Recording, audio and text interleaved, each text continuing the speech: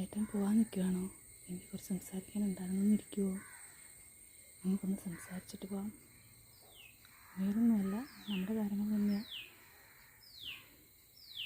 ഏട്ടൻ ഒന്നിരിക്കുമോ? സംസാരിക്കണ്ടേ നമ്മുടെ കാര്യങ്ങൾ? നമ്മൾ അങ്ങോട്ടും ഇങ്ങോട്ടും സംസാരിച്ചല്ലേ ജീവിക്കാൻ നോക്കും. ഞാൻ പറയട്ടെ ഏട്ടാ. ഒരു തവണയെങ്കിലും ഏട്ടൻ ഞാൻ പറയുന്നത് കേൾക്കാൻ മനസ്സിലാക്കൂ.